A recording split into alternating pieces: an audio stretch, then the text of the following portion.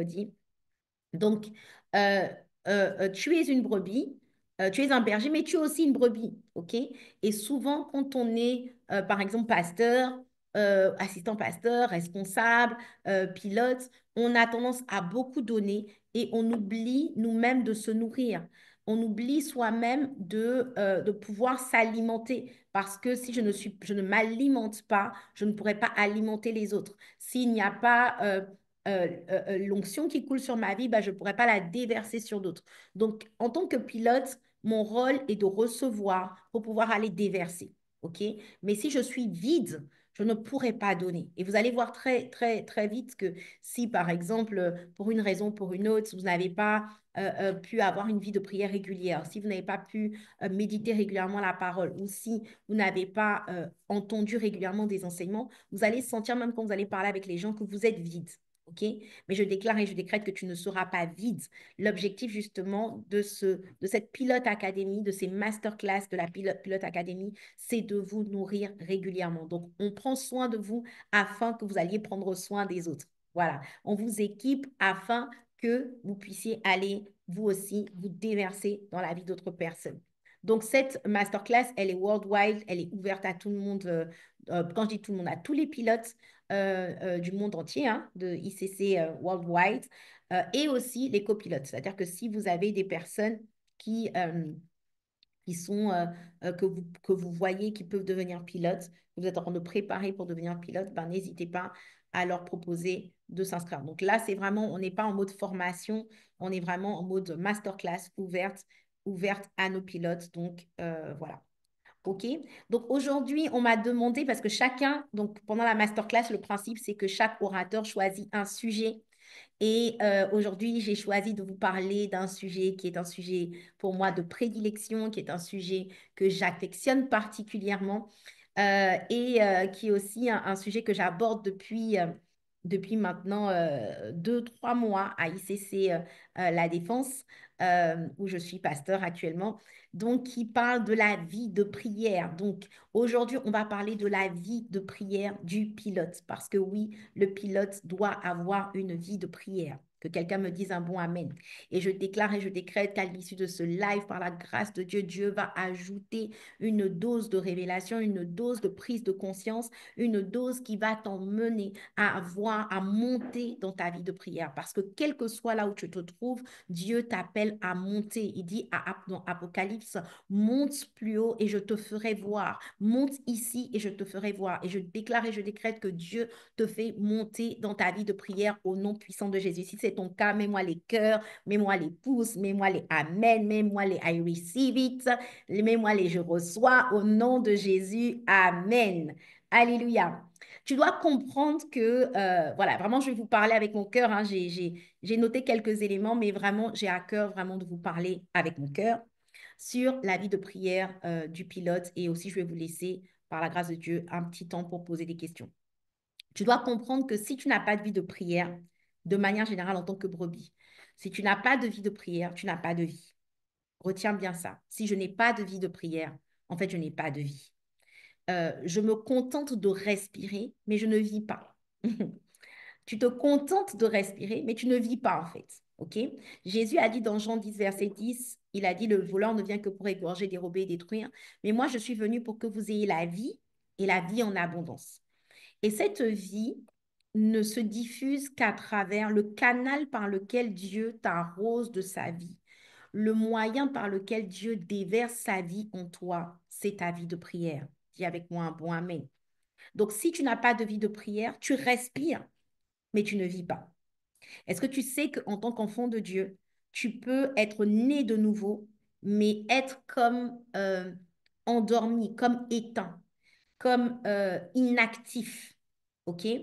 Vous allez voir que dans l'histoire de Joseph, la Bible dit que à un moment donné, Jacob croyait que Joseph était mort. OK? Jacob était persuadé que Joseph était mort, qu'il avait été tué par un animal féroce, etc. Et il était convaincu que donc son fils Joseph était mort. Et à cause de cela, le cœur de Jacob, pardon, était devenu froid. Jacob respirait, mais c'est comme s'il s'était arrêté de vivre. Est-ce que vous avez déjà vu quelqu'un qui, parce qu'il a perdu un être cher, c'est comme si sa vie s'est arrêtée? Eh bien, Jacob était dans cet état-là. Il était comme complètement éteint. Voilà. Et la Bible dit, je vais vous lire dans un passage dans Genèse 45 au verset 25 à 28. À un moment donné, les frères de Joseph vont venir dire à Jacob que Joseph, en réalité, est vivant. Sauf que Jacob ne va pas croire. C'est-à-dire que pendant des années, tu es persuadé que ton enfant est mort. Et puis on vient te dire, non, finalement, ton enfant est vivant. Tant que tu n'as pas vu, tu ne vas pas croire. OK? On est d'accord. Donc, du coup, je vais juste vous lire le passage de Genèse 45, versets 25 à 28. La Bible dit, ils remontèrent d'Égypte et ils arrivèrent dans le pays de Canaan auprès de Jacob, leur père. Ils lui dirent, Joseph vit encore et même c'est lui qui gouverne tout le pays d'Égypte. Mais le cœur de Jacob resta froid parce qu'ils ne les croyaient pas. Ils lui répétèrent toutes les paroles que Joseph leur avait dites. Il vit les chars que Joseph avait envoyés pour le transporter. Et l'esprit de Jacob, leur père, se ranima. Et Israël dit, c'est assez, Joseph, mon fils, vit encore. J'irai et je le verrai avant que je meure. Alléluia. Donc, vous allez voir dans ce passage que, comme je vous disais, Joseph était complètement, Jacob, pardon, il était vivant, mais il était mort. Il était vivant, mais en fait, il était éteint. Il ne vivait plus, en fait. Il végétait. OK? Mais la Bible dit que quand il a compris, quand par plusieurs signes, il a compris que Joseph était bien en vie, la Bible dit que l'esprit de Jacob, leur père, se ranima. C'est comme s'il y a une vie qui est rentrée à l'intérieur de Jacob et Jacob s'est remis à vivre. OK? Et c'est la même chose qui se passe avec notre vie de prière. Lorsque tu peux être né de nouveau, tu as reçu la vie de Dieu, tu es la tête et pas la queue, tu as reçu le pouvoir de marcher sur les démons, sur les scorpions, sur toute la puissance de l'ennemi et rien ne pourra te nuire. Tu as tout reçu pleinement, tu as nous avons tout reçu de lui, qui est le chef de toute autorité, de toute domination. Tu as tout reçu pleinement. OK? Tu as été délivré de la puissance des ténèbres, etc. Mais si tu n'as pas de vie de prière, tu vas te sentir frustré parce que tu auras l'impression que cette vie dont on parle, bah, tu ne la vis pas en fait. On te dit que tu as reçu le pouvoir de marcher sur les démons, sur les scorpions, rien ne pourra te nuire, mais tu as l'impression que le diable ne fait que te nuire. Donc, pourquoi? Parce que il y a une vie en toi qui n'est pas activée. Il y a une vie en toi qui n'est pas ranimée. OK? Et le moyen par lequel Dieu diffuse sa vie te ranime à l'intérieur. C'est la vie de prière. Dis avec moi, ma vie de prière est le moyen par lequel Dieu diffuse la vie dans ma vie. Alléluia. Amen. Donc, tu dois comprendre. Bon, ma phrase était un peu compliquée, n'essaie pas de la répéter. Alléluia. Mais je vois ta vie se ranimer. Je vois ton potentiel se ranimer. Je vois tes dons spirituels se ranimer, les dons de prophétie, les dons de songe. Je vois ta capacité à guérir les malades, ton audace pour l'évangélisation se ranimer à travers ta vie de prière. Dis avec moi un bon amen. Moi, c'est pas compliqué. Quand quelqu'un me dit qu'il ne va pas bien, je lui demande comment va ta vie de prière. Parce que je sais que la qualité de la vie d'une personne dépend de la qualité de sa vie de prière. Je répète que la qualité de ta vie dépend de la qualité de ta vie de prière. Si tu me montres ta vie de prière, je pourrais te dire quel genre d'expérience tu vas expérimenter, j'ai envie de dire. Et j'écoutais le prophète Joe Grace dans une autre prédication où il disait en fait que tu peux avoir toutes les prophéties, ok? Tu peux avoir toutes les prophéties, on peut te dire oui, Dieu t'appelle à être un grand pasteur. Dieu t'appelle à être un grand prophète. Hein? Et pendant le séminaire, il y en a qui ont reçu des prophéties, mais la majeure partie d'entre nous, on n'a pas reçu de prophétie. OK? Mais tu peux avoir toutes ces prophéties-là. Mais il disait que si je vois une personne comme ça, qui a plein de prophéties sur sa vie, ce n'est qu'une prophétie en fait. Il disait que si cette personne n'a pas une discipline de prière, je sais que cette personne ne vivra absolument pas ses prophéties. Donc, ta capacité à vivre les prophéties qui sont sur ta vie, les prophéties qui sont sur ta vie s'accompliront en fonction de ta vie de prière. Si ta vie de prière est faible, tes prophéties aussi seront faibles. La manifestation de tes prophéties sera faible. Dis avec moi un bon amen. OK? Et tu dois comprendre que euh, pour que ta vie de prière, donc je te disais que la qualité de ta vie dépend de la qualité de ta vie de prière. Mais pour que ta vie de prière soit une vie de qualité, il faut que ce soit une vie de prière sacrificielle. Il faut que ce soit une vie de prière qui est accompagnée de sacrifices. Ce soit une vie de prière qui t'oblige à faire des sacrifices. Je ne sais pas si tu comprends ce que je veux dire. Ce que je veux dire, c'est que pour que ta vie de prière soit une vie de prière soit une vie de qualité, qu'elle ait de la valeur, il faut qu'elle te coûte. OK? Il faut qu'elle te coûte parce que si aujourd'hui, peut-être que hier, prier 1 heure, c'était un prix pour toi. Mais aujourd'hui, tu as pris l'habitude de prier 1 heure. Et 1 heure, c'est comme si c'était même ton plafond. OK? Tu te réveilles le matin, tu pries 1 heure, c'est facile, tu t'en vas au travail, tu reviens. Là, tu n'es pas dans la vie de prière sacrificielle. Une vie de prière sacrificielle, je vais te donner plusieurs ingrédients de la vie de prière sacrificielle, mais là, le point commun que tu dois retrouver, tu dois sentir que ça te coûte.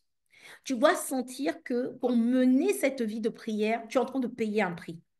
Et la question, parce que tu dois comprendre que une vie de prière qui ne te coûte pas, en fait, Pasteur, il disait que l'offrande, c'est ce qu'on a, mais le sacrifice, c'est ce qui nous coûte. Je répète, l'offrande, des fois, tu viens à l'église, tu ouvres dans ton sac, on dit c'est les offrandes, tu dis, ah, j'avais 20 euros qui me restaient, je vais donner ça en offrande. Qui a déjà fait ça? Moi, j'ai déjà fait ça, je reconnais. OK? Tu n'as pas prévu ton offrande, on te dit c'est les offrandes, tu dis, ah, il y a un petit 20 euros là, tu donnes. Ça, c'est l'offrande. OK? Ou bien tu te dis, ah mince, j'ai pas, voilà, l'offrande, j'ai 50 euros sur mon compte, je fais le virement, c'est l'offrande. OK? L'offrande, c'est ce que tu as. Mais le sacrifice, c'est ce qui te coûte. OK? Donc, le sacrifice est quelque chose que qui va nécessiter pour toi un effort, qui va te faire sortir de ta zone de confort, qui va nécessiter pour toi quelque chose qui va sortir de toi et tu vas sentir que ça t'a fait mal, que ça t'a coûté, que c'était un prix que tu étais en train de payer. OK? Et en matière, par exemple, d'offrande, euh, euh, pour quelqu'un, donner 1 000 euros, c'est un sacrifice. Pour quelqu'un d'autre, donner 1 000 euros, c'est une offrande, OK? Mais c'est la même chose. Pour quelqu'un, prier 1 heure, ça va être un sacrifice, mais pour quelqu'un d'autre, ça va être une offrande. La question que je te pose, c'est aujourd'hui, est-ce que ta vie de prière est une vie de prière offrande ou c'est une vie de prière sacrifice? J'attends que tu me répondes. Est-ce que ta vie de prière est une vie de prière de type offrande? Genre, je donne à Dieu ce que j'ai. Je donne à Dieu le temps que j'ai. Je donne à Dieu ce que j'ai l'habitude de lui donner. Ou est-ce que tu sens que tu es en train de payer un prix pour maintenir cette vie de prière? Ah, il y en a qui disent miséricorde. Offrande, sacrifice, offrande, offrande. Il y a un match entre offrande et sacrifice. Allez-y, allez-y, j'attends. Il y en a qui disent qu'ils ont une vie de prière sacrifice, d'autres qui disent qu'ils ont une vie de prière offrande. Il y en a qui disent joker. Offrande, je reconnais miséricorde. Ma prière est une offrande. Tony dit offrande, un peu des deux. Ça dépend des jours. Il y a des jours, je fais un sacrifice. Il y a des jours, je fais une offrande. Alléluia. Il y en a qui disent je zigzague. Alléluia. Oui, c'est vrai que souvent, on peut naviguer entre les deux, je reconnais. Mais dis-toi, de manière générale, est-ce que ça ressemble plus à un sacrifice ou est-ce que ça ressemble plus à une offrande? OK? Est-ce que tu sens qu'au quotidien, de façon régulière, tu es en train de payer le prix, tu sens que ça te coûte ou est-ce que c'est une vie de prière offrande? OK? Alors, je vais donner quelques ingrédients d'une vie de prière sacrificielle, mais déjà, toi-même, tu dois sentir que pour maintenir cette vie de prière, tu es en train de payer un prix. Tu sens que ça fait mal. Et vous allez voir souvent que quand vous voulez dépasser un temps de prière euh, que vous aviez l'habitude de faire, si par exemple quelqu'un a l'habitude de prier 1 heure, le jour où il dit, bon, je monte à 1h30 ou je monte à 2 heures, il va sentir qu'il est en train de souffrir. Tu vas sentir que tu es en train de souffrir pour passer de 1 heure à 1h30 ou de 1h30 à 2 heures. OK? Si quelqu'un n'avait pas l'habitude de jeûner et qu'il décide de jeûner, il va sentir au début que c'est difficile. Mais quelqu'un qui a l'habitude de jeûner tout le temps, il jeûne 2 fois par semaine, hein, de 9 heures du matin jusqu'au soir, ben, il va sentir que c'est devenu une habitude. Et c'est pas mauvais, en fait, d'avoir des habitudes. Mais ce que Dieu attend de nous, c'est ce qui va vraiment donner de la qualité et du poids à ma vie de prière, c'est la notion de sacrifice. Parce que le sacrifice, c'est ce qui me coûte et le sacrifice, c'est ce qui va me rendre puissant. Le sacrifice est ce qui va faire que mon autel va devenir puissant. OK? Donc, je ne dois pas me comparer à qui que ce soit parce que l'offrande ou le sacrifice est relative à la personne qui l'apporte. OK? Vous vous rappelez que cette femme qui avait, qui est venue donner quelques pièces dans un tronc, Jésus a dit qu'elle avait donné plus que tout le monde parce qu'elle avait donné de son nécessaire. OK? Il y avait ce jour-là des riches qui avaient donné beaucoup dans le tronc, qui avaient donné des grosses sommes. Et puis cette femme est venue et elle a donné quelques pièces. Et Dieu a dit que cette femme avait donné plus que tout le monde. Pourquoi? Il a dit parce qu'elle a donné de son nécessaire. Elle a donné quelque chose qui lui coûtait. Donc, en fait, ce qui me coûte dépend et c'est très relatif. C'est vrai qu'on aime bien stigmatiser les vies de prière et qu'il y a des must-have, il y a des minimums requis, mais je dois comprendre vraiment que tout est relatif à là où je suis, en fait. Tout dépend En fait, Dieu voit si c'est un sacrifice ou pas. Tu peux dire, oui, j'ai prié 2 heures et puis les autres sont impressionnés, ils acclament. Mais Dieu voit si c'est un sacrifice pour toi ou si c'est une offrande. Mais je déclare et je décrète que tu rentres dans la dimension où ta vie de prière est une vie de prière sacrificielle. Et parce que ta vie de prière est une vie de prière sacrificielle, alors ta vie de prière te rend puissant. Je déclare que tu deviens puissant. Je déclare que ce qui te résistait ne te résistera plus au nom puissant de Jésus. Dis avec moi un bon Amen. Alléluia. Vous allez voir que quelqu'un comme Daniel priait 3 fois par jour. Et Daniel, on lui a dit, c'est soit tu arrêtes de prier, soit on va te jeter dans la fosse au lion. Mais Daniel n'a pas arrêté de prier. Je peux t'assurer que Daniel a fait un vrai sacrifice. C'est-à-dire que Daniel a préféré mourir physiquement que de mourir spirituellement. Daniel a préféré qu'on le jette dans la fosse au lion que d'abandonner sa vie de prière pour vous montrer à quel point la vie de prière est cruciale. Daniel avait compris que il préférait conserver sa vie de prière parce qu'il savait que s'il maintenait sa vie de prière, il maintenait une étroite relation avec Dieu. S'il maintenait sa vie de prière, il maintenait la puissance de Dieu dans sa vie. S'il maintenait sa vie de prière, il maintenait l'intervention divine dans sa vie. Voilà pourquoi il savait que même s'il était jeté dans la fosse au lion, il savait qu'avec sa vie de prière, Dieu pouvait intervenir dans la fosse au lion. Amen. Voilà pourquoi tu dois te sacrifier. Tu dois sentir que tu es en train de payer un prix. Daniel était prêt à mourir plutôt que d'abandonner sa vie de prière. Bien aimé, la question que je te pose, je ne te demande pas de mourir, je ne te demande pas de... Hein, toi, même s'il y a un chien, tu vas fuir. Là, c'était des lions, ce n'était pas des chiens. Il y en a même si c'est le chien, il abandonne sa vie de prière. Là, c'était des lions. Mais la question que je te pose, c'est quels sont les sacrifices que tu fais pour pouvoir maintenir ta vie de prière? Quels sont les sacrifices que tu fais? Alléluia. Amen. Alors, j'aimerais voir avec vous quelques sacrifices. Quelques sacrifices et chacun doit les adapter à sa vie de prière personnelle. Le premier sacrifice que j'aimerais voir avec toi, c'est qu'une vie de prière sacrificielle est une vie de prière qui se fait la nuit ou encore avant l'aurore. Dis avec moi un bon amen. C'est une vie de prière qui se fait la nuit ou encore avant l'aurore. Amen. Qui peut me mettre dans le live, ça va être interactif, des passages qui attestent qu'il est important d'avoir une vie de prière la nuit ou encore avant l'aurore, qui peut me mettre des passages bibliques qui attestent, parce qu'on n'est pas là pour raconter notre vie ou pour faire des fausses doctrines, mais on est là pour s'appuyer sur la parole de Dieu. OK? Donc, pourquoi est-il important de prier la nuit, surtout en tant que pilote? Alors, on va voir quelques ingrédients et je vais vous expliquer pourquoi c'est si important en tant que pilote de pouvoir avoir cette vie de prière. Amen. OK. Émeric a dit Marc 1, verset 35. Est-ce que quelqu'un peut le mettre en détail? OK.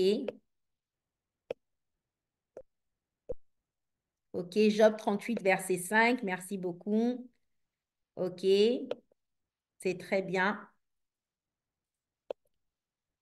Alors, une vie de prière sacrifiée, c'est une vie de prière où on prie la nuit. Pourquoi? Pourquoi c'est important de prier la nuit? Je vais te donner plusieurs raisons. Déjà, la première raison, c'est que Jésus, qui était notre modèle, priait régulièrement la nuit ou le matin avant l'aurore. OK? Je sais que tu le sais, tu as l'information, mais la question, c'est est-ce que tu le pratiques? Est-ce que tu le pratiques et est-ce que tu le pratiques régulièrement? Amen. La Bible dit dans Marc 1, verset 35, vers le matin, pendant qu'il faisait encore très sombre, Jésus se leva, sortit et alla dans un lieu désert où il pria. Donc, si tu veux savoir, parce qu'il y a des gens qui se posent la question, oui, mais ça dépend de mon fuseau horaire, mais qu'est-ce qu'on appelle avant l'aurore? Est-ce que pendant l'été, quand on change l'heure d'été, ici en région parisienne, par exemple en France, est-ce que quand on change l'heure d'été, est-ce que ça veut dire que je dois prier à 6 heures, à 7 heures? Voilà ta réponse. Il dit, vers le matin, pendant qu'il faisait encore très sombre. Dis avec moi, très sombre. C'est pas quand il commence à faire clair et que tu vois qu'il y a plein d'agitation dans ta maison que tu dois commencer à prier. OK? Il dit, c'est pendant qu'il faisait encore très sombre que Jésus se leva pour aller prier. OK? Et la version français courant nous dit très tôt le lendemain matin, pendant qu'il faisait encore nuit noire. Dis avec moi, je dois prier pendant qu'il fait nuit noire.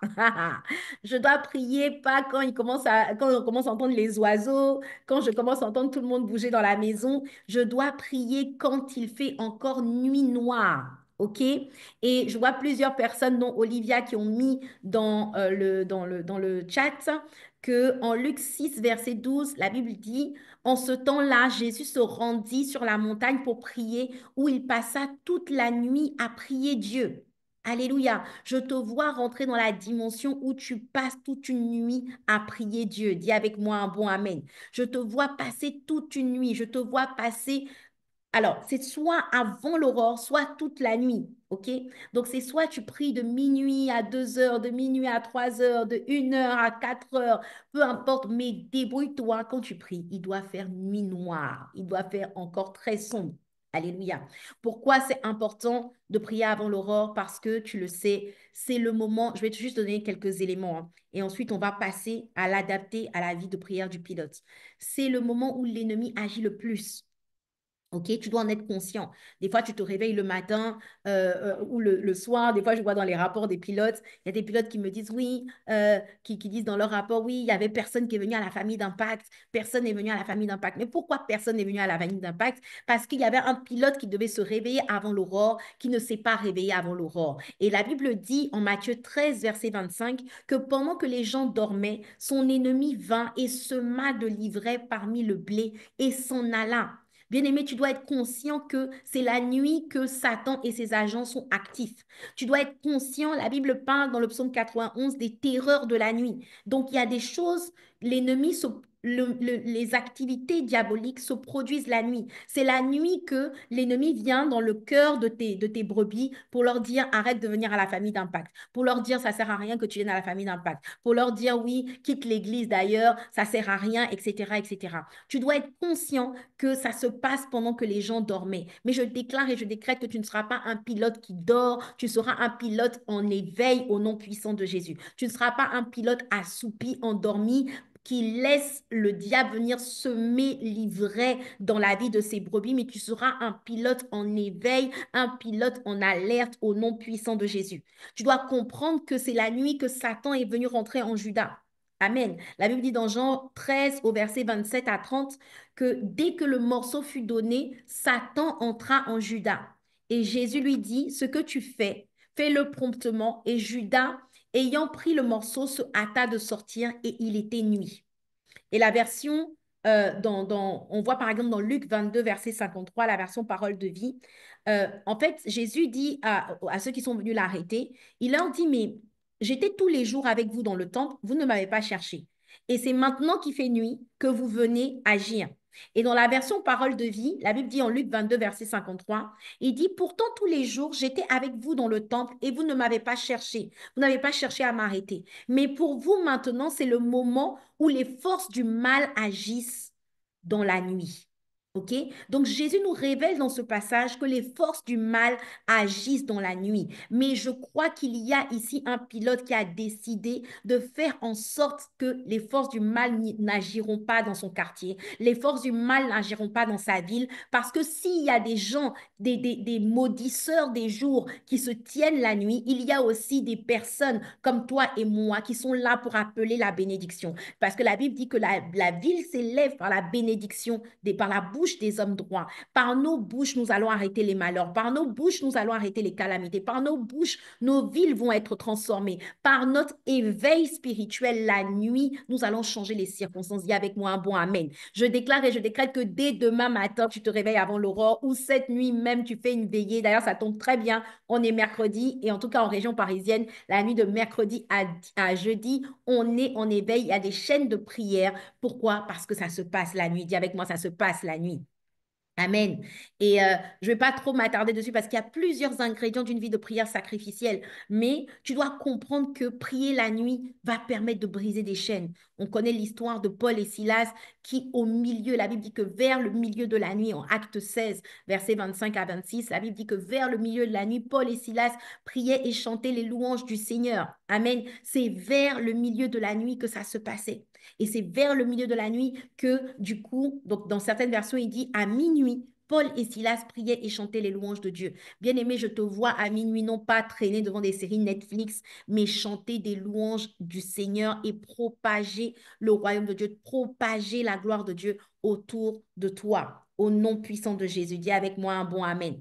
Le temps me manquerait pour dire que Jacob, la vie de Jacob a été changée en une seule nuit. Le temps me manquerait pour expliquer que c'est la nuit que Samuel a entendu la voix de Dieu. Amen. Le temps me manquerait pour expliquer que David était quelqu'un qui priait l'éveil de la nuit. La Bible dit dans le psaume 119, verset 62, il dit, je me lève au milieu de la nuit pour te louer. Bien-aimé, je te vois te lever au milieu de la nuit, pas juste pour aller aux toilettes, mais pour prier le Seigneur. Dis avec moi un bon Amen. Je te vois te lever au milieu de la nuit pour louer le Seigneur, pour faire monter un parfum de bonne odeur et changer l'atmosphère de ta ville, changer la destinée des gens de ta famille d'impact au nom puissant de Jésus. Alléluia. Je te vois te lever avant la nuit. Il dit dans le psaume 119 encore, au verset 147, je devance l'aurore et je crie. Je devance l'éveil de la nuit pour méditer la parole. OK? Donc, un pilote qui se respecte est un pilote qui prie la nuit. Si tu ne te respectes pas, ne prie pas la nuit. Mais un pilote qui se respecte, un pilote, la base, tu ne peux pas te réveiller à 7 heures du matin et commencer et dire non, ce soir, ça va bien se passer. Bon, Dieu peut faire grâce. Hein, il y a toujours, voilà, Dieu peut faire grâce. Mais vous savez, il y a un prix à payer. Il y a un prix à payer. Si tu veux voir ta famille d'impact grandir, si tu veux voir des vies transformées, si tu veux voir les cœurs changer, si tu veux voir ta ville être gagnée, bien-aimé, je te vois désormais prier la nuit. Amen. OK? Donc, je t'ai dit, premièrement, la vie de prière sacrificielle, c'est une vie où on prie la nuit ou avant l'aurore. OK? Donc, dans certains pays, ça peut aller jusqu'à 6 heures, mais en général, au plus tard à 5 heures, tu dois être en prière. Et si tu sais, moi, je donne une petite astuce, hein. Moi, quand je vois que minuit est déjà passé, que je ne me suis pas encore couchée, je me dis, écoute, tu sais très bien que là, si tu te couches à minuit, tu ne vas pas te réveiller à 4 heures du matin pour prier. Donc, prie directement à minuit, prie de minuit à 1 heure, de 1 heure à 2 heures, de 2 heures à 3 heures.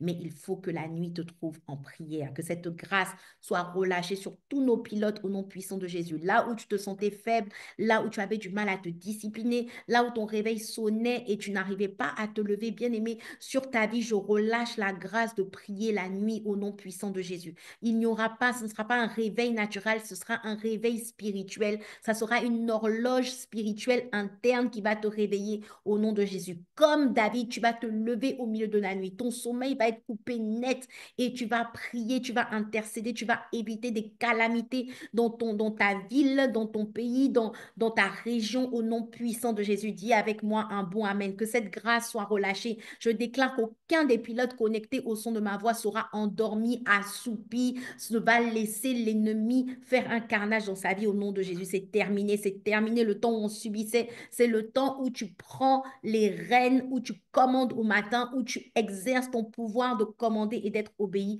au nom puissant de Jésus. Amen, amen, amen. Amen. Alléluia. Amen. Alléluia. Amen. Alors, donc, du coup, on disait, premièrement, la vie de prière sacrificielle, c'est une vie de prière où on prie la nuit ou avant l'aurore. OK? Évidemment que chacun se sente libre. Hein? Moi, ça, c'est ce que je te conseille. C'est ce que la Bible dit. Maintenant, il n'y a aucune obligation dans tout ce qu'on dit. Sans contrainte, toutes les offrandes et les sacrifices qu'on fait, c'est toujours sans contrainte ni regret. Mais quelqu'un qui ne fait pas de sacrifice sera quelqu'un qui sera faible. OK? N'écoutez pas les gens qui disent oui, hein, on les incite à faire des sacrifices, c'est une secte. Mon gars, si tu ne fais pas de sacrifice, tu seras faible. Donc, si tu veux suivre ceux qui sont faibles, bon courage. Nous, on est puissants. Mon Dieu ordonne que je sois puissant. Et moi et les pilotes du monde entier, nous serons puissants au nom puissant de Jésus. Dis avec moi un bon Amen. OK? Donc, la vie de prière sacrificielle, c'est une vie de prière où on prie la nuit. Une vie de prière sacrificielle est une vie de prière qui est accompagnée de longues prières. Amen. C'est une vie de prière où on apprend à faire de longues prières. Que quelqu'un me dise un bon Amen. De longues prières. Dis avec moi, je dois faire de longues prières. Je dois faire de longues prières. Alléluia. Bien-aimé, tu ne peux pas te contenter de prier juste 10 minutes, 15 minutes. Ce n'est pas la volonté de Dieu. Et on connaît tous ce passage dans Matthieu 26 où Jésus était à Gethsémané et il était en train de, de, de, de passer par un moment difficile où il fallait qu'il boive la coupe que le Seigneur lui avait réservée.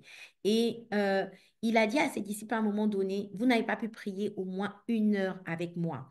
Et le prophète Joe disait, je crois à la veillée ou je ne sais plus quand, en tout cas pendant le séminaire, il disait euh, euh, que Jésus a estimé qu'1 heure de prière, c'était pour les gens qui n'avaient pas le Saint-Esprit à l'intérieur d'eux. Aïe, aïe, aïe, aïe, aïe, dis avec moi, aïe, aïe, aïe. Donc, 1 heure de prière, c'est même pas pour toi et pour moi. Ça, c'est pour les gens qui n'avaient pas encore reçu l'Esprit à l'intérieur d'eux. Waouh, c'est très fort.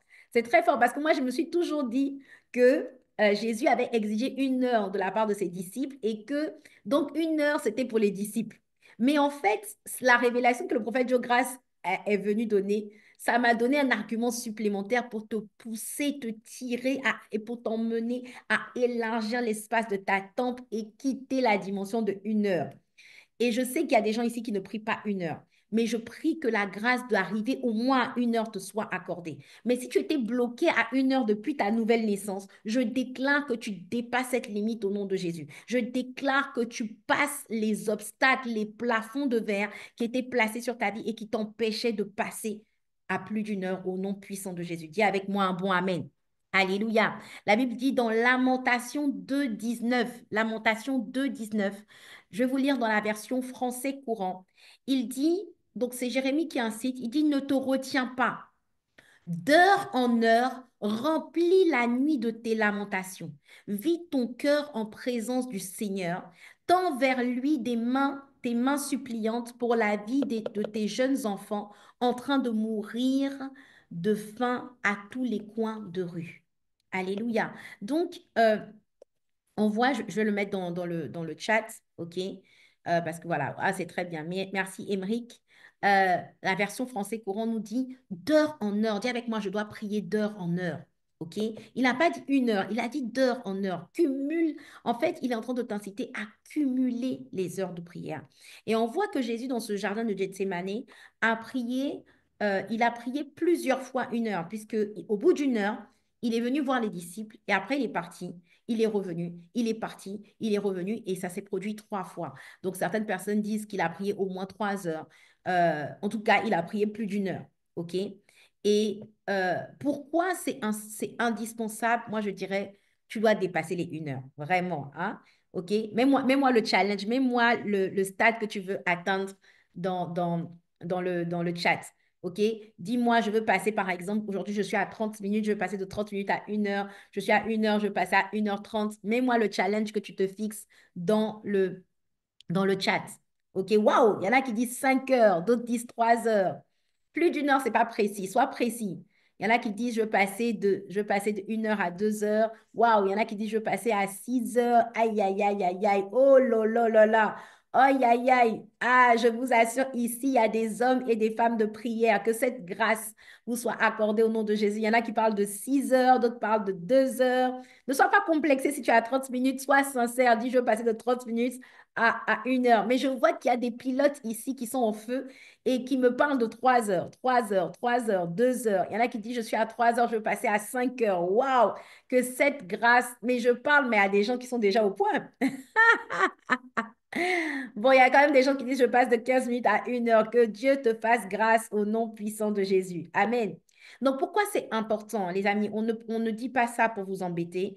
On ne dit pas ça pour voilà, histoire de le dire, c'est parce que tu dois comprendre que pourquoi c'est important de prier au moins 1 heure. Premièrement, parce que Jésus a dit que 1 heure, c'était le minimum.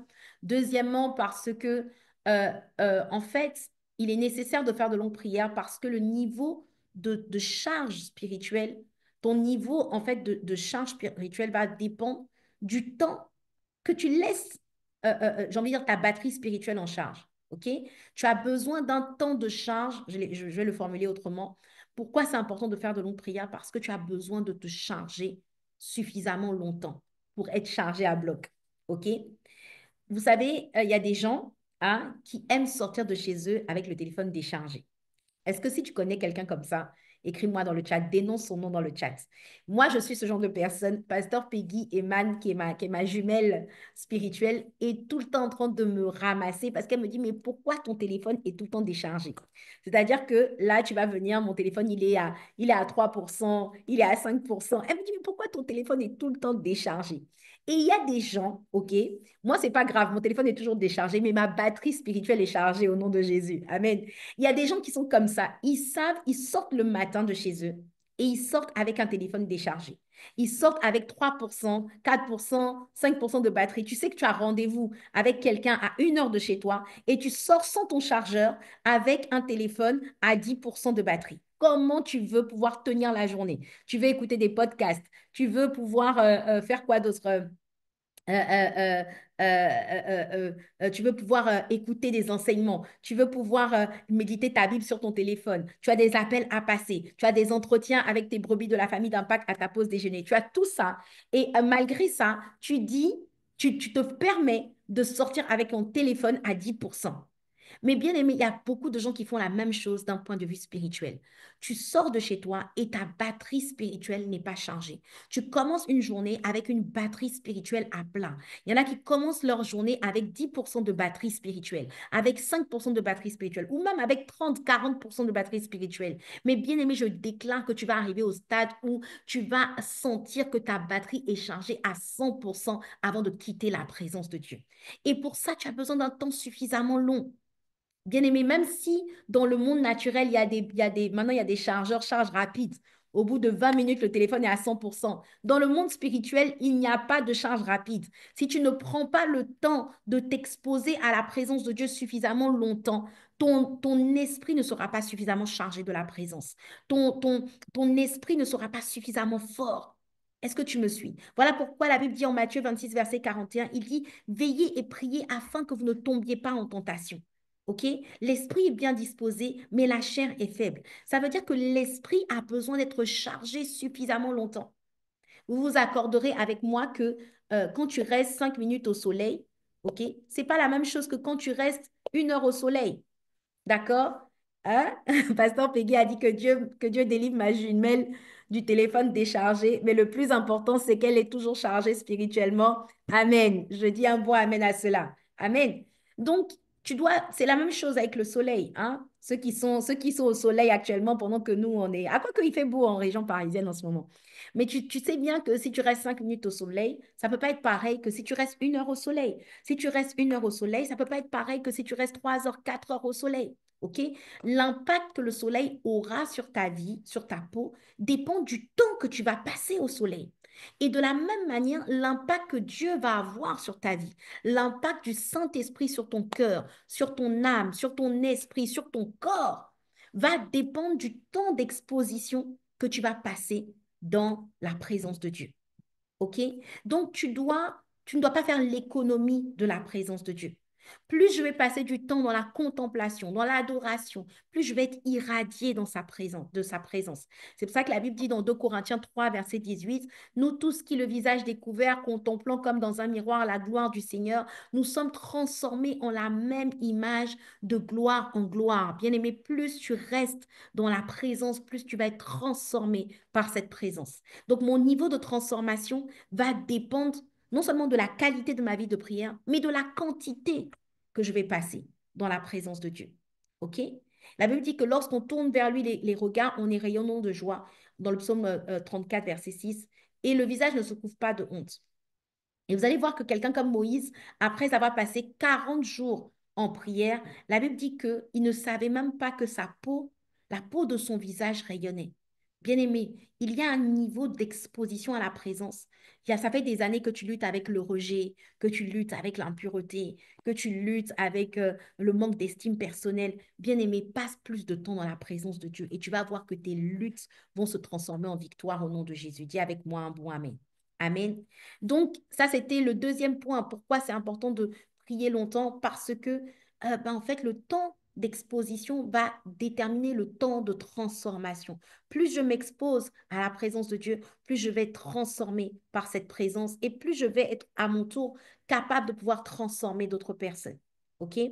Euh, vous allez voir aussi, donc je vous ai déjà dit, hein, Jésus, notre référence, faisait des longues prières. Vous allez voir, des fois la Bible dit qu'il passait toute une nuit en prière, Luc 6, verset 12, il passa toute la nuit à prier Dieu. Matthieu 14, verset 23, vous allez voir qu'il est resté à l'écart, il faisait des retraites de prière. Même quand Jésus devait choisir ses disciples, il est resté toute une nuit en prière. OK? Donc, voyez que Jésus ne faisait pas l'impasse sur sa vie de prière. Il ne priait pas des prières de 5 minutes, il priait des prières longues. OK? Et vous allez voir que les disciples qui avaient observé Jésus, quand les disciples ont commencé l'Église primitive, les disciples se donnaient à la prière. Ils se donnaient à la prière. Acte 6, vous allez voir en Acte 6, vous connaissez l'histoire où il y a eu un problème entre les hellénistes et les Hébreux. Il y a eu un problème entre, oui, les hellénistes et les Hébreux. Donc, les hellénistes disaient que leurs veuves étaient négligées dans la distribution qui se faisait chaque jour. OK? Donc, en fait, c'est comme s'il y a eu un problème, il y a eu un couac, il y a eu un conflit dans l'Église. Donc, quand il y a un conflit dans l'Église, qu'est-ce qu'on fait? On appelle les pasteurs. Donc là, on a appelé les apôtres. On a dit les apôtres, venez régler le problème parce que là, ça ne va pas du tout. Il y a un grand problème dans l'Église. Il y a un scandale qui est en train d'arriver. Les hellénistes sont en colère contre les Hébreux. Il faut absolument que vous veniez régler le problème parce que quand les gens qui distribuent aujourd'hui aux tables distribuent, ben en fait, c'est la pagaille. Ils font du favoritisme. Ils donnent plus aux Hébreux qu'aux hellénistes. Donc, vous, les apôtres, venez régler ce problème. Et la réponse que Pierre va donner, que les disciples, les apôtres vont donner à ces personnes qui sont venues se plaindre, va donner une grande révélation sur l'importance de la vie de prière des disciples de l'Église primitive. La Bible dit que ils ont dit au verset 2, il dit, acte 6, verset 2, les 12 convoquèrent la multitude des disciples et il dit, hein, il n'est pas convenable que nous laissions la parole de Dieu pour servir aux tables. C'est pourquoi, frères, choisissez parmi vous 7 hommes de qui l'on rende un bon témoignage, qui soit plein d'Esprit Saint et de sagesse, et que nous chargerons de cet emploi. Et nous continuerons à nous appliquer à la prière et au ministère de la parole. OK? Il dit, en fait, c'est comme si les 12 ont perçu que cette sollicitation, cet appel à venir régler un problème dans l'Église était une attaque de leur vie de prière, était comme quelque chose qui allait venir entacher leur vie de prière. Parce qu'ils ont dit non, non, non, non, écoutez, on ne va pas laisser notre vie de prière pour pouvoir venir servir aux tables. Choisissez d'autres personnes parce que nous, on doit continuer à nous appliquer à la prière et au ministère de la parole. Et la version King James en français dit, mais nous donnerons continuellement à la prière. Ça veut dire qu'en fait, les apôtres donnaient beaucoup de temps à la prière. Il dit, au point où juste venir servir aux tables, juste venir faire un petit service particulier à l'église, ils ont dit, ah non, non, non, non, ça, c'est une attaque de notre vie de prière. Ça vous montre en fait ils préservaient leur vie de prière. Leur vie de prière était quelque chose pour eux qui était vraiment précieux, qui était quelque chose qui ne voulait en aucun cas brader. Voilà. Ils ne bradaient pas leur vie de prière. La question que je te pose, c'est est-ce que tu protèges ta vie de prière ou est-ce que tu brades facilement ta vie de prière? Est-ce que quand tu es dans une période où tu as beaucoup de travail, tu dis, ah, en ce moment, j'ai beaucoup de travail, je ne peux pas prier, donc tu brades ta vie de prière ou est-ce que tu es quelqu'un qui protège coûte que coûte ta vie de prière?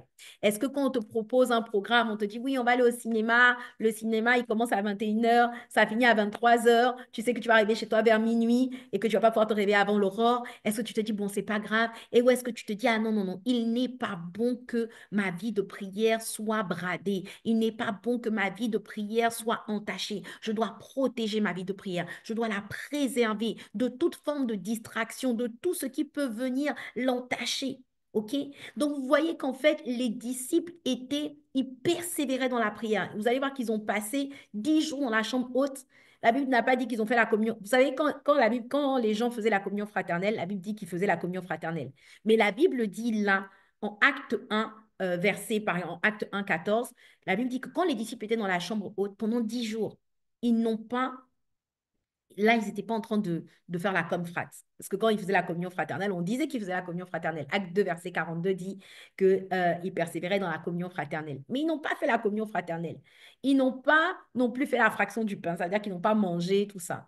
Ils étaient pendant 10 jours dédiés à la prière. Et quand ils sont sortis de ces 10 jours de prière, les résultats qu'ils ont vus étaient juste spectaculaires. C'est ce qui s'est passé à la Pentecôte.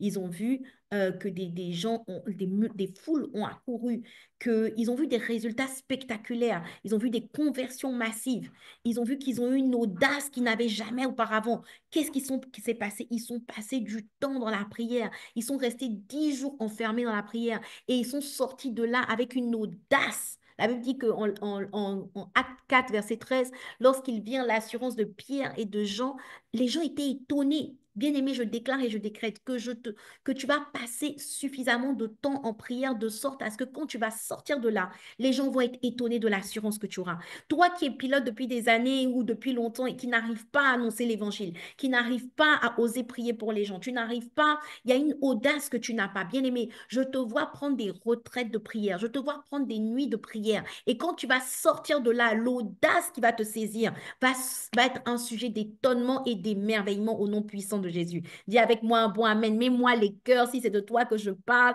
Mets-moi les likes, mets-moi les pouces si c'est de toi qu'on parle. Alléluia. Oh, mais où sont les likes? Où sont les pouces? Ah, donc c'est en Martinique qui reçoivent les pouces, c'est en Guadeloupe. C'est où? C'est à Haïti, c'est en région parisienne. Mettez-nous les likes, les pouces. Dis, c'est mon partage au nom de Jésus. Je vais passer du temps dans la prière. Bien aimé, il y a beaucoup de problèmes que tu as qui vont être résolus par une vie de prière conséquente, par une vie de prière consistante, par une vie de prière longue, par une vie de prière. Quand tu as cette, vous allez voir que les disciples ont dit, ah non, ils ont vu, là on était en acte 6, mais ils ont vu en acte 2 que, la Bible dit en acte 2 que beaucoup de prodiges et de signes se faisaient par les apôtres. En acte 5, la Bible dit que beaucoup de miracles et de prodiges se faisaient par les mains des apôtres. Donc, les apôtres ont vu que leur vie de prière a produit une vie de miracle. Parce que vous savez que quand Jésus était sur la terre, ils ont vu les miracles que Jésus faisait et ils étaient choqués et ils ont dit non, Seigneur, enseigne-nous à prier. Montre-nous comment tu pries. Et quand ils ont capté cette manière de prier, quand ils ont capté cette grâce de prier longtemps, les mêmes miracles qui accompagnaient Jésus ont commencé à aller. à les accompagner. Alors, quand acte 6, on vient leur dire, ah, mais il y a un problème, venez délaisser un peu votre vie de prière pour vous, pour être dans l'activisme. Délaissez un peu votre vie de prière pour passer votre temps à courir partout dans l'église et être charnel. Faites juste des choses, hein, soyez dans l'activité. Ils ont dit, ah non, non, non, on ne va pas tomber dans l'activisme. Ma vie de prière avant tout. Dis avec moi, ma vie de prière avant tout. Ma vie de prière avant le service. Ma vie de prière avant les problèmes dans l'église. Ma vie de prière avant tout. Dis avec moi, ma vie de prière passe avant tout. Alléluia. Ma vie de prière passe avant tout. Ça, c'est un ingrédient de la vie de prière sacrificielle, que je dois dégager du temps pour passer du temps dans la prière. Je dois dégager, des fois, je dois prendre toute une journée. Hein. Je vais te donner quelques astuces. Prends des fois les samedis, au lieu d'aller faire du shopping, dis-toi, samedi, c'est ma journée de prière. Prie toute la journée. Tu peux faire, par exemple, bon, on va y aller doucement. Tu peux te réveiller le matin avant l'aurore. Tu pries de 4 heures à 6 heures. Tu dors un peu. Tu te réveilles encore. Tu pries de 8 heures à 10 heures. Tu dors encore un peu si tu es KO parce que la semaine a été longue. Tu pries encore je sais pas moi, de midi à 14 heures. Tu peux cumuler comme ça 6 heures, 7 heures de prière juste en une demi-journée. Vous avez vu, là, je suis allée jusqu'à 14 heures. Donc, tu peux même l'après-midi faire autre chose. Mais tu te dis, par exemple, le samedi, de l'aurore jusqu'à 14 heures, je vais prendre le temps de prier, de méditer. Bien aimé, tu vas voir comment ta vie va commencer à changer. Tu vas voir comment ta famille d'impact va commencer à changer. Tu vas voir comment les miracles, quand tu vas commencer à prier pour les gens dans ta famille d'impact, les gens vont manifester. Les démons vont être chassés. La sagesse va être libérée de ta bouche. Des solutions, les gens vont recevoir des solutions, des sagesses de ta part. Parce que les gens n'ont pas besoin de solutions intellectuelles, ils ont besoin de solutions spirituelles. Dis avec moi un bon Amen. Alléluia. Amen. Donc, il y aura toutes sortes de grâces miraculeuses. Tu vas commencer à vivre des conversions, des gens qui vont venir dans ta famille d'impact, qui vont se convertir, des conversions dans ton quartier, dans ta ville, une croissance fulgurante, fulgurante. Là où tu étais depuis des années, depuis des mois, vous étiez à 4, 5, 6, 7 dans votre famille d'impact, tu vas connaître une explosion au nom de Jésus parce que tout vient de ta vie de prière. Pourvu que tu la protèges, pourvu que tu la préserves, pourvu que comment dire ça? Oui, que tu la gardes comme un trésor. Alléluia. On brade trop facilement. Je vois trop de gens qui bradent. Non, en ce moment, je ne me sens pas bien. En ce moment, ça ne va pas. Donc, donc, ta vie de prière connaît un déclin. Non, bien aimé, je déclare qu'en 2025, tu ne connaîtras pas de déclin de ta vie de prière. Tu vas aller de gloire en gloire et de victoire en victoire au nom de Jésus. Alléluia. Amen. OK? Donc ça, c'est le deuxième ingrédient d'une vie de prière sacrificielle, c'est qu'il faut que tu pries longtemps. Tu ne peux pas être un pilote et toi, tu pries seulement, excuse-moi, dis avec moi, on quitte la dimension des 1 heure. Ça, il faut laisser ça aux brebis. Nous, les pilotes, hein, nous, les pilotes du monde entier, nous sommes des hommes et des femmes de prière. Pour toi, c'est minimum 2 heures. Tu es, comme dit le Béni Dag, un kabaya brother, une kabaya sister. Tu es un homme qui te lève la nuit, une femme qui te commande au matin. Ah, si j'avais le temps, j'allais t'expliquer que tu es la porte de ta... Ah, bon, peut-être que je vais t'expliquer ça. Mais bon, bref, rapidement. Le troisième ingrédient, c'est que une vie de prière sacrificielle est une vie de prière qui est accompagnée de jeûne. Amen. Ne te contente pas seulement, je n'aurai pas le temps de développer, mais ne te contente pas seulement de prier. Associe, si tu veux que ta vie de prière soit une vie de prière sacrificielle, associe à ta vie de prière le jeûne. Dis avec moi, je dois jeûner. OK? Comme a dit le prophète Joe Grace, il a dit, comment il a dit ça là? Que, il y a des ventres qui ne connaissent pas de jours fériés. Il y a des personnes dont le ventre n'a pas de jour férié, c'est-à-dire ils mangent tous les jours. Ah non, bien aimé, tu auras des jours fériés au nom de Jésus. Amen. OK? C'est très important. On n'aura pas le temps, peut-être qu'on aura le temps sur un autre live de développer vraiment la notion de jeûne, mais tu dois comprendre que tu dois avoir une vie de jeûne, pas juste jeûner une fois tous les 2 fois par an, 21 jours quand tout le monde jeûne. Non, toi-même, tu dois avoir une vie de jeûne et tu dois jeûner pour les membres de ta famille d'impact. Tu dois être capable quand quelqu'un te dit oui, il y a une maladie, on a prié, ça part pas, il y a un cancer, il y a une difficulté, tu dois dire, OK, on va prendre un jour de jeûne et on va jeûner toute la journée de 6 heures à 18 heures. On coupe à 18 heures et on se retrouve à minuit pour prier. Tu dois pouvoir le faire, bien-aimé. Tu dois être quelqu'un qui a une vie de jeûne. Dis avec moi un bon amen. Tu dois associer à ta vie de prière le jeûne. Le jeûne, c'est quoi? C'est la privation de nourriture. Maintenant, il y a différents types de jeûnes. Il y a le jeûne de un jour, hein. Il y a plusieurs types de jeûnes. Il y a le jeûne de un jour. Vous allez avoir dans la Bible plusieurs personnes qui ont jeûné un jour. Par exemple, quand Josué, le peuple d'Israël, ils ont perdu la bataille contre Haï, ils ont jeûné un jour. OK? Donc, le jeûne d'un jour est aussi puissant. OK? Donc, il y a le jeûne de un jour, il y a le jeûne de 3 jours que tout le monde connaît, le fameux jeûne d'Esther, OK, à sec, où là, vraiment, quand il y a une situation de crise, une situation difficile, une situation où on n'a pas de solution, comme c'était le cas d'Esther, tu peux recourir au jeûne d'Esther, OK?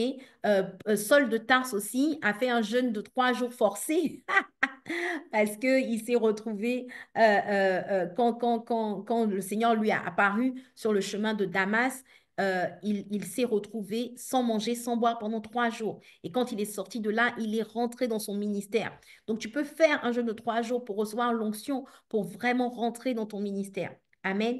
Tu as aussi le jeûne de 7 jours. OK?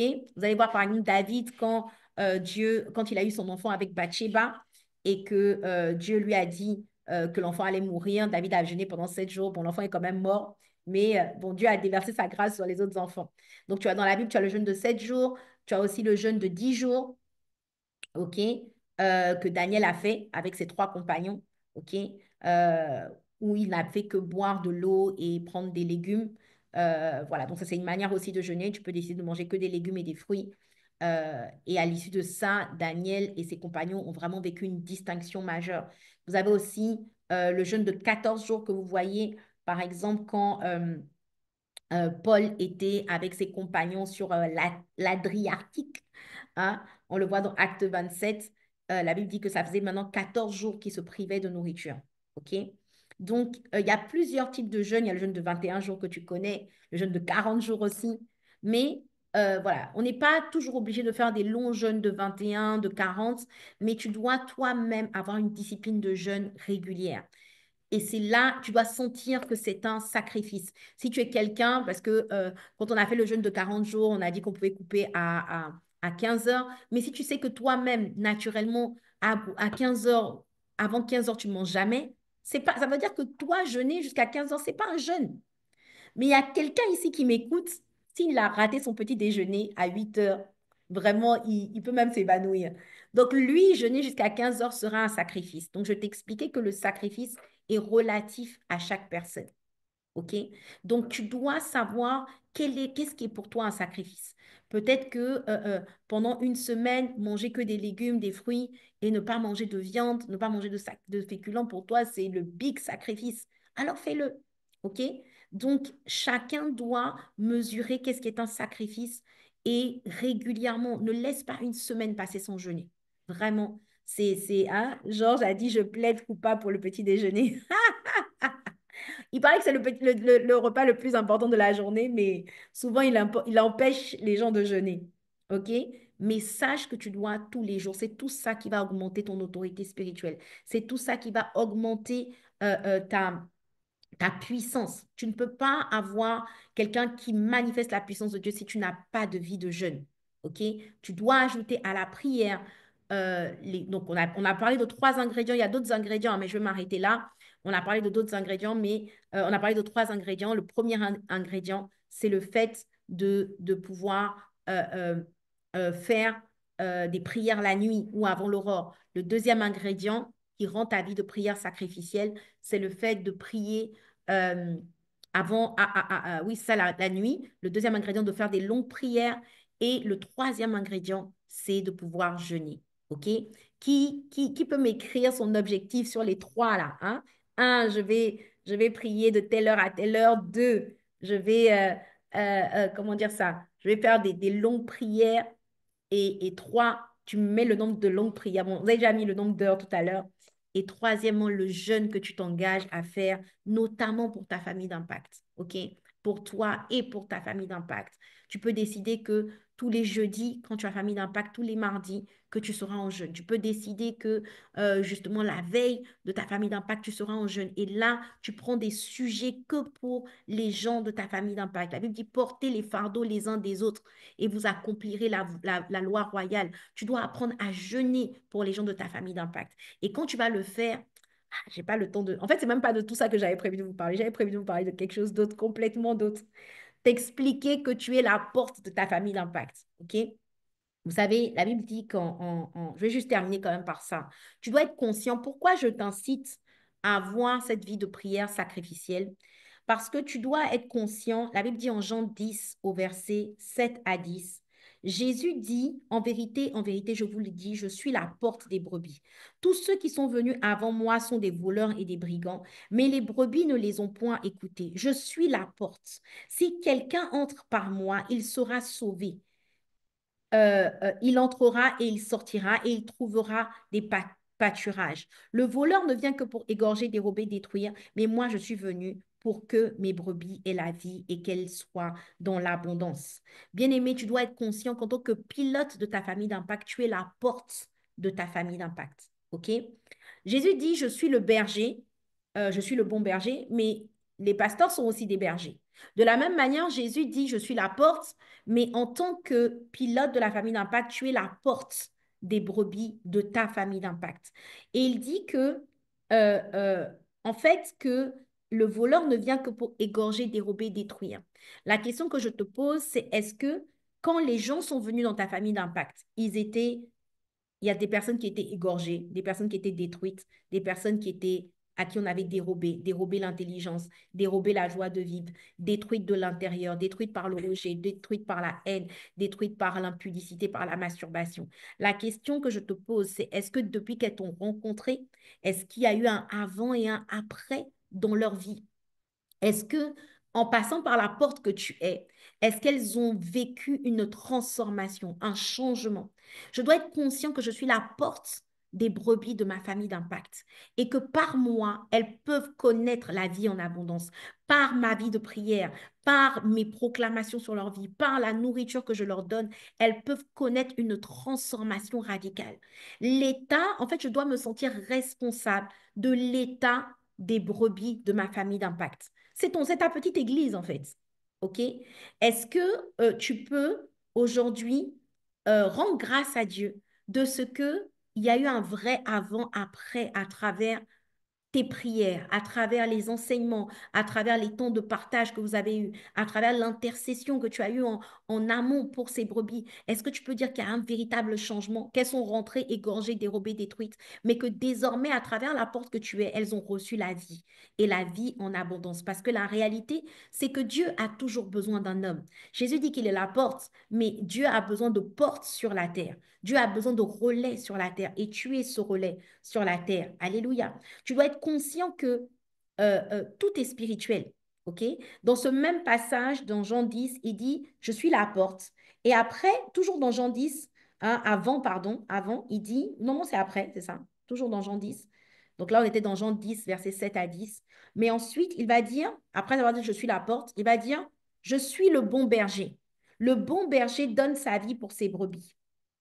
Mais le mercenaire qui n'est pas le berger et à qui n'appartiennent pas les brebis, voit le loup, voit venir le loup, abandonne les brebis, prend la fuite et le loup les ravit et les disperse. Le mercenaire s'enfuit parce qu'il est mercenaire et qu'il ne se met point en peine des brebis.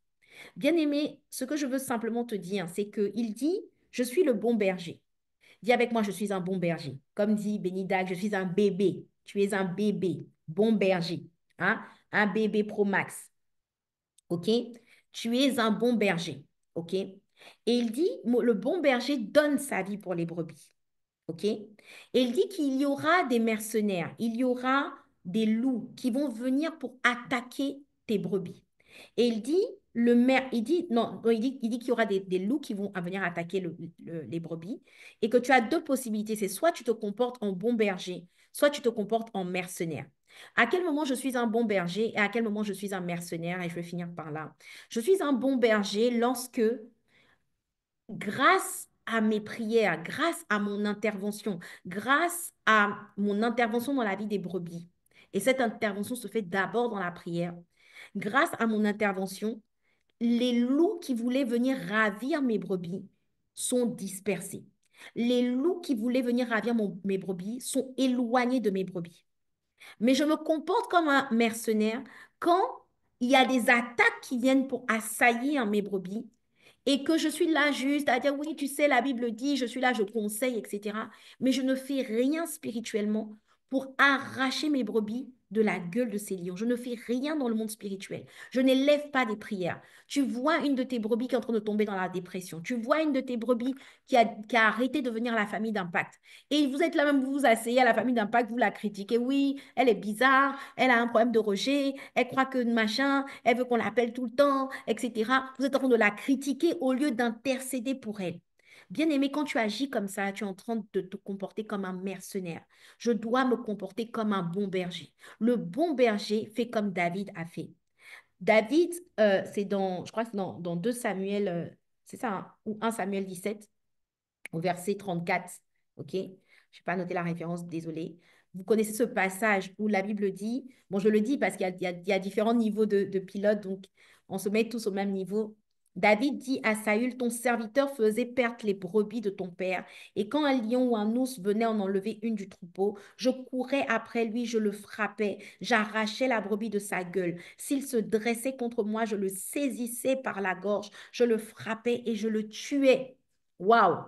Bien-aimé, tu dois comprendre qu'en tant que berger, tu dois être un protecteur de tes brebis. Et comment tu protèges tes brebis? En les arrachant de la gueule des lions et des ours. Tu dois te comporter comme David qui te bat dans la prière pour aller arracher ses brebis de l'esprit de dépression, arracher ses brebis de l'esprit de confusion, de l'esprit d'impudicité, de l'esprit d'impureté sexuelle.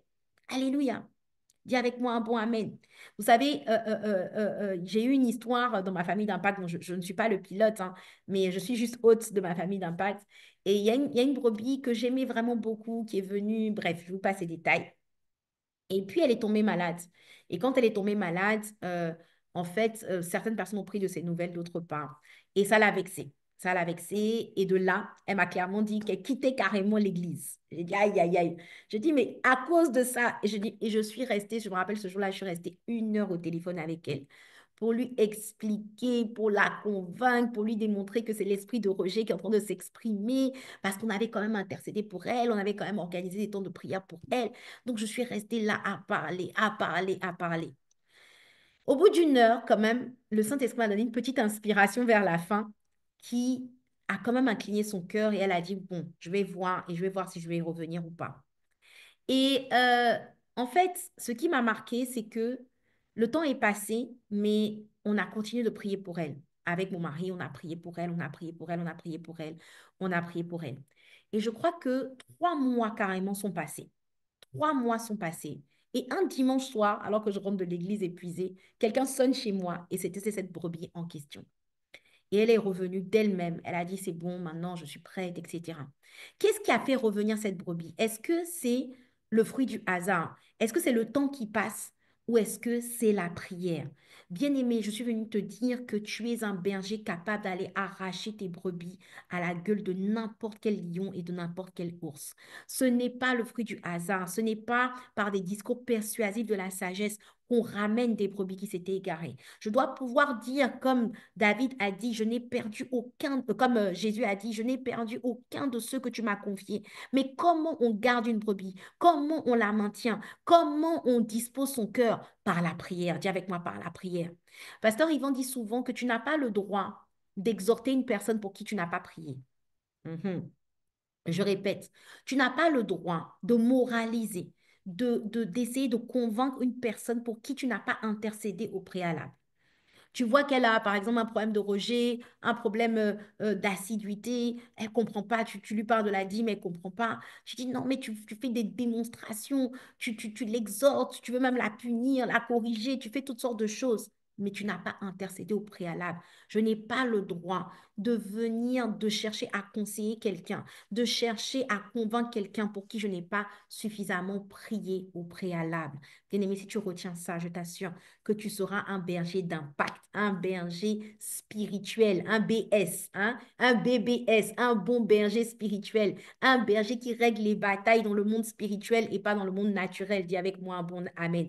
Quand tu vois qu'une brebis, vous êtes dans la famille d'impact, elle discute trop, tu dis, OK, il n'y a pas de problème, on va arrêter là. Et toi, tu sais que tu as rendez-vous dans les lieux célestes. Toi, tu sais que tu as rendez-vous dans le conseil de Dieu. Toi, tu sais que tu es convié dans l'assemblée de Dieu, là où on peut changer les circonstances. Là où tu es convié au tribunal, hein, devant la cour céleste de justice. Tu sais que là-bas, tu pourras plaider ta cause. Tu sais que tu pourras monter dans l'assemblée des dieux et que tu pourras poser le cas et que la situation pourra changer. Tu sais que tu peux monter devant celui qui a dit que le cœur d'un roi n'est qu'un courant d'eau entre ses mains et qu'il incline là où il veut. C'est là-bas qu'on règle les problèmes. Arrête les discours, arrête les disputes de mots, les généalogies, les discours qui n'en s'en finissent plus. Sois quelqu'un qui règle les problèmes dans la prière. Dis avec moi un bon Amen. Je vais m'arrêter là parce qu'il est déjà 20h50 et je sais, voilà, dites-moi si vous avez des questions, si ça a été une bénédiction pour toi, voilà, mets-le dans le chat.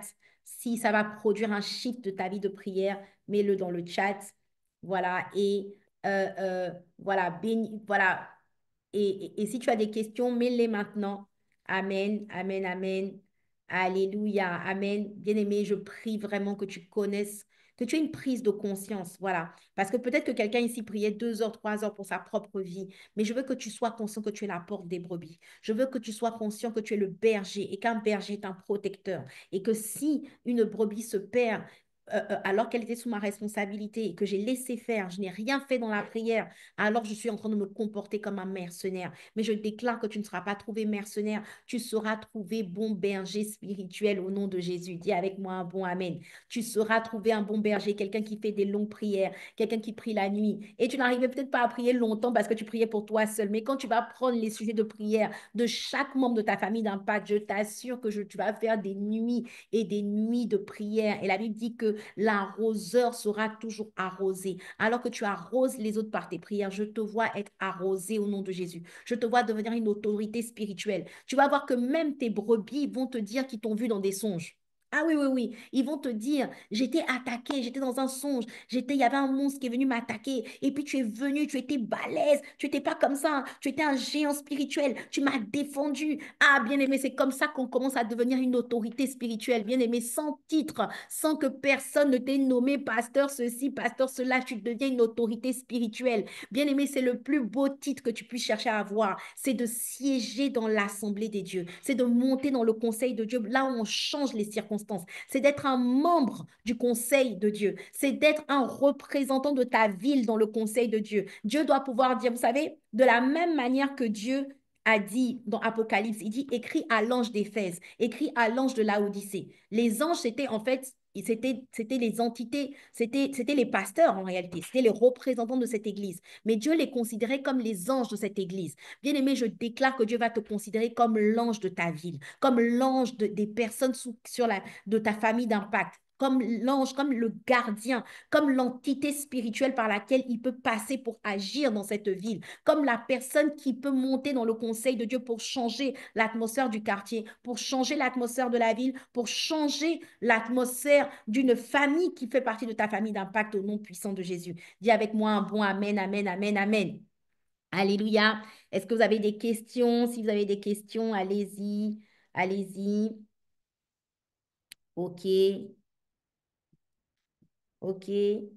Alors, il y a quelqu'un qui a posé une question. Comment faire lorsqu'on a l'impression que c'est trop, surtout que la famille d'impact est remplie de ceux qui ne vont pas à ICC ou même pas?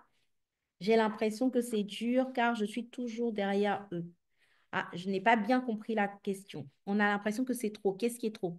Alors, est-ce que s'il y a des questions, on peut me les mettre peut-être sur WhatsApp ou ailleurs, je ne sais pas. S'il y a des questions, comment faire? Alors, question, comment faire pour durer en prière? Aïe, aïe, aïe. Bon, en fait, j'ai fait une série d'enseignements sur ce sujet-là, comment prier longtemps. OK? Comment prier longtemps. Je l'ai fait en quatre séries. Tu vas le trouver sur ma chaîne Juliana Hondo. On peut mettre le lien. OK? Euh, OK. OK, OK. J'avais vu des questions tout à l'heure.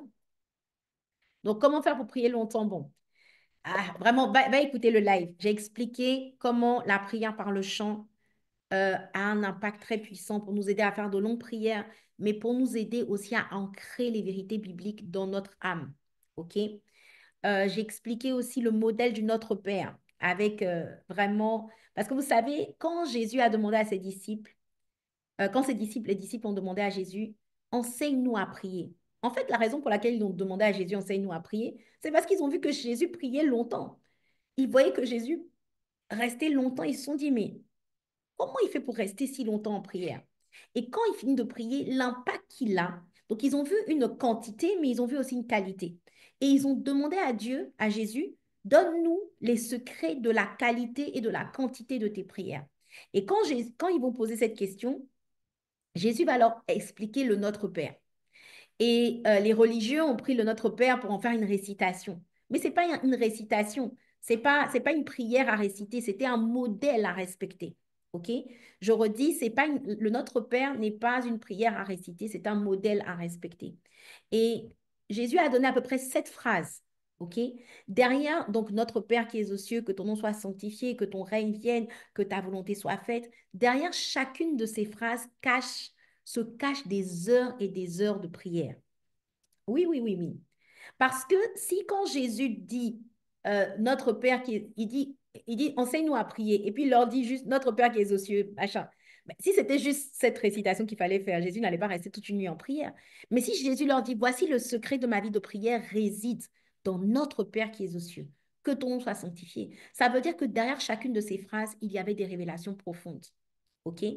Et le pasteur Yvan en a parlé au 201, mais il a eu de nouvelles révélations que par la grâce de Dieu, il m'a transmises en disciple et que j'ai expliqué dans mes enseignements sur comment prier longtemps, que vous allez trouver sur ma chaîne Juliana Hondo. Je vous invite vraiment à les écouter parce que chacune de ces phrases est puissante. Juste notre Père qui est aux cieux, quand tu vas écouter, j'ai reçu tellement de témoignages de gens qui m'ont dit, j'ai dépassé 1 heure et demie, 2 heures juste avec notre Père qui est aux cieux. Quand tu as la révélation de notre Père qui est aux cieux, que ton nom soit sanctifié, c'est aussi 1 heure. Que ton règne vienne, 1 heure.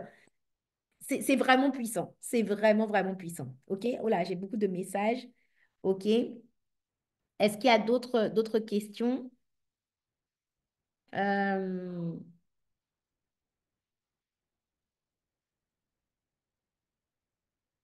OK. Comment faire si la vie de prière des membres de la cellule n'est pas stable? Les temps de prière, parfois, où tu te retrouves seul à la brèche. Bon, là, en fait, merci Georges pour ta question.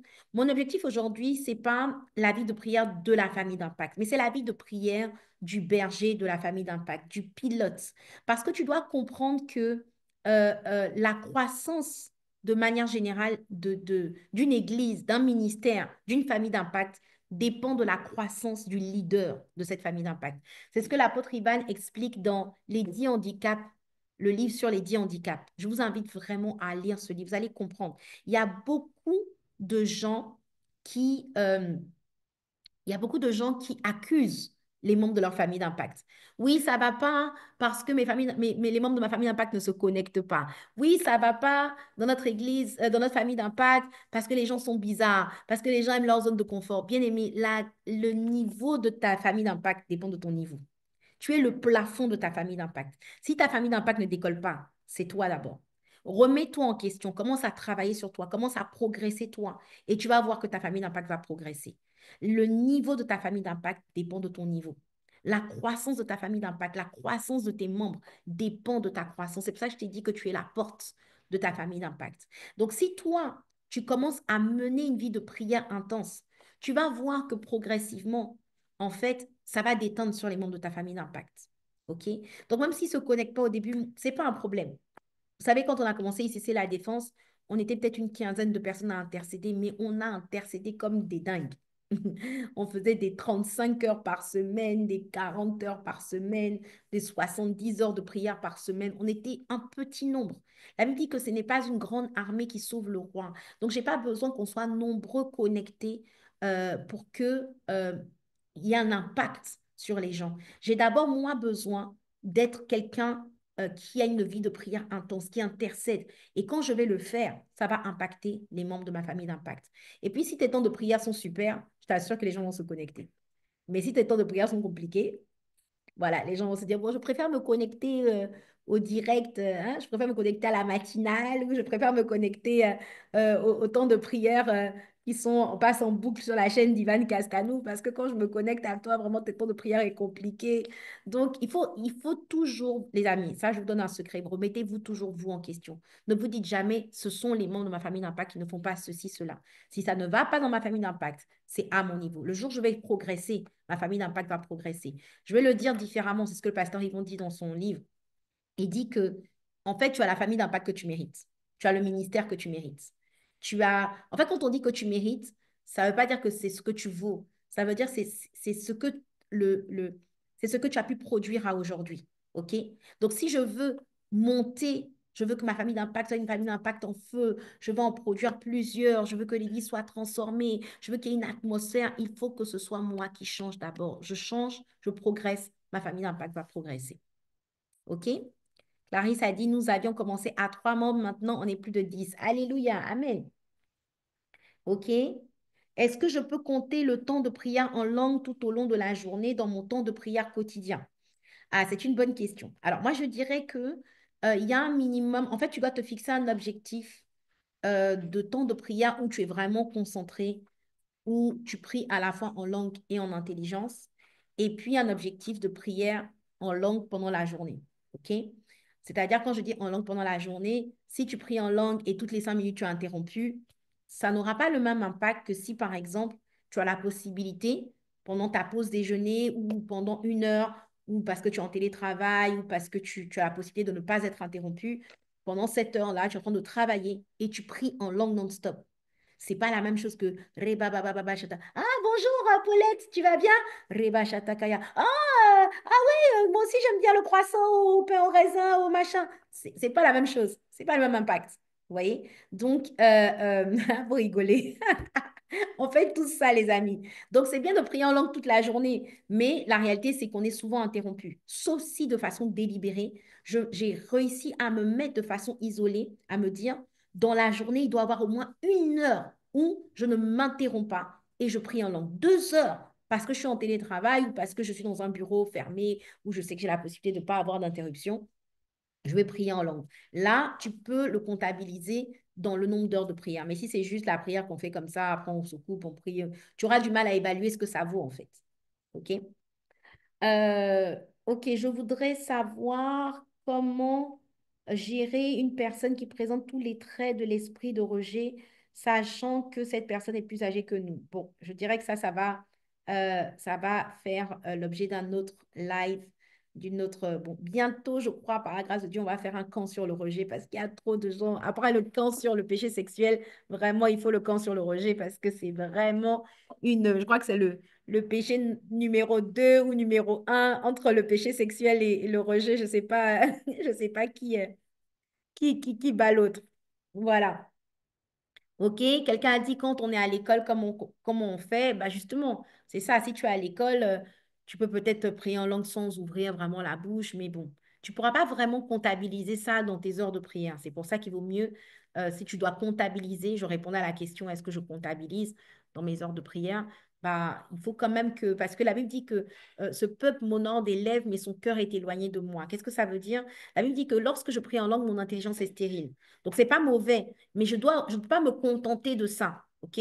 Je dois aussi avoir un moment où même si je prie en langue, mon intelligence, mon cœur est engagé dans la prière. C'est pas tout le temps que je prie en langue et puis je travaille, je prie en langue, je fais le ménage et puis je considère que j'ai prié, j'ai fait ma prière de la journée. Non, ça c'est juste, vous savez, le matin avant de sortir, ou bien la nuit, tu as chargé ton téléphone. Maintenant, de temps en temps dans la journée, tu peux charger ton téléphone, mais tu ne peux pas compter sur ça pour dire que c'est ça qui va être la charge de ta journée. Je ne sais pas si tu comprends ce que je veux dire. Voilà. Il y a la charge du matin, il y a la charge de la nuit Et puis, il y a les petites charges que je fais de temps en temps dans la journée pour maintenir le niveau. OK? Donc, le matin, je dois, ou la nuit, je dois me charger spirituellement un temps suffisamment long d'un minimum de 1 heure. Et à cela, je peux ajouter des mini-recharges qui vont venir maintenir ma charge spirituelle au fur et à mesure. OK? Bon, les amis, je vais m'arrêter là. Je vais m'arrêter là. Voilà, je vois qu'il n'y a pas beaucoup de questions. Donc, voilà. Euh, alors, on va prier, on va prier, on va prier, on va prier. On va prier et ensuite il y a le live d'IEBI aussi. D'ailleurs, je crois que c'est aussi sur la prière. Ah non, ça parle de la prise de parole en public. Voilà, je vous invite à aller suivre. Pasteur Jocelyne fait un live à l'école biblique. C'est ouvert à tous. Je brise les chaînes de la peur pour parler en public. Ça vient de commencer. Donc, on va prier, on va clôturer. Et puis, je vous invite à aller suivre ce live qui va être une source de bénédiction pour vous aussi. Ce soir, c'est le temps où tu investis en toi-même au nom de Jésus. Amen. Ok, Seigneur, nous te bénissons, nous te rendons grâce pour ce live. Merci de ce que c'est toi qui nous as assemblés. C'est toi qui nous as permis de pouvoir nous connecter à ce temps. Seigneur, merci de ce que dans notre faiblesse, ta puissance s'est accomplie.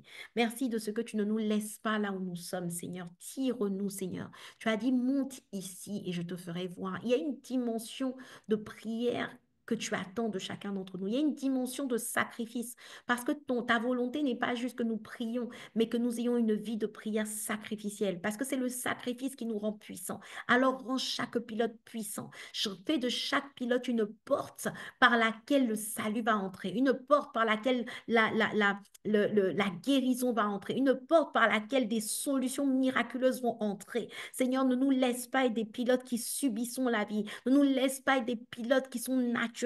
Donne-nous d'être des pilotes spirituels, des bons bergers spirituels, des bons bergers qui donnent leur vie pour leurs brebis, qui donnent leur temps pour leurs brebis, qui donnent leur énergie dans la prière pour leurs brebis, non seulement pour communier avec toi, mais aussi pour intercéder pour les saints. Donne-nous d'être des bergers, Seigneur, oh Dieu, qui prions la nuit, qui prions le jour, qui prions nuit et jour. Et Seigneur, nous savons que tu finiras par faire justice, tu finiras par faire éclater ta gloire. Fais de chaque pilote ici une personne qui siège dans l'assemblée des dieux, une personne qui entre dans le conseil de Dieu pour entendre ce que l'Esprit dit à l'Église, une personne qui entre dans le conseil de Dieu, qui assiste au conseil des dieux afin de changer les circonstances, afin de plaider la cause, afin de faire entrer en justice, entrer des dossiers délicats, afin de demander au juste juge de faire justice pour certaines situations difficiles, afin de changer l'atmosphère de la ville, afin de changer l'atmosphère de la région, du pays, Seigneur. Donne-nous de nous prendre au sérieux. Donne-nous, Seigneur, de réaliser que nous ne sommes pas juste des personnes qui faisons,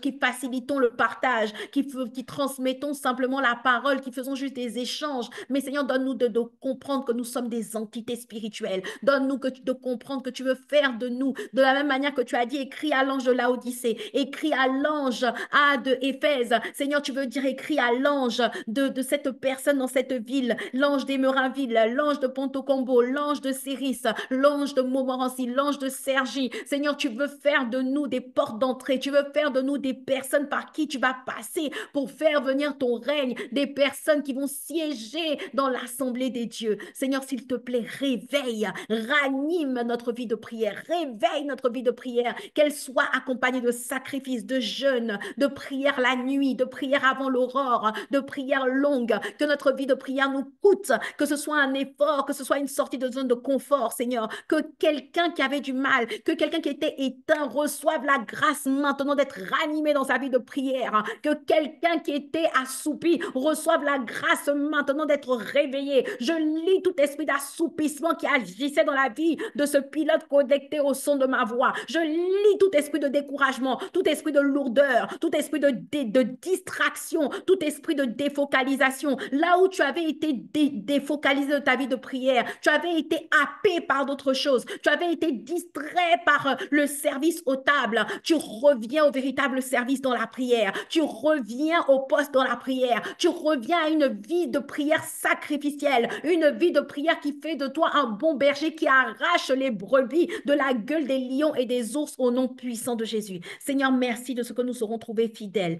Et ça commence non pas avec les paroles, parole, mais ça commence avec la prière. C'est dans la prière que nous le réglons, Père, dans le nom de Jésus. Reçois la louange, reçois la gloire. Toi qui déverses l'esprit de prière, que le manteau de prière qui est sur notre Père spirituel, l'apôtre Ivan, soit déversé sur chaque pilote connecté au son de ma voix, Père, dans le nom puissant de Jésus. À toi la louange, à toi la gloire, Père, au nom puissant de Jésus. Amen, amen, amen. Alléluia. Que Dieu vous bénisse abondamment. Alléluia. J'ai été ravie de passer ce live avec vous.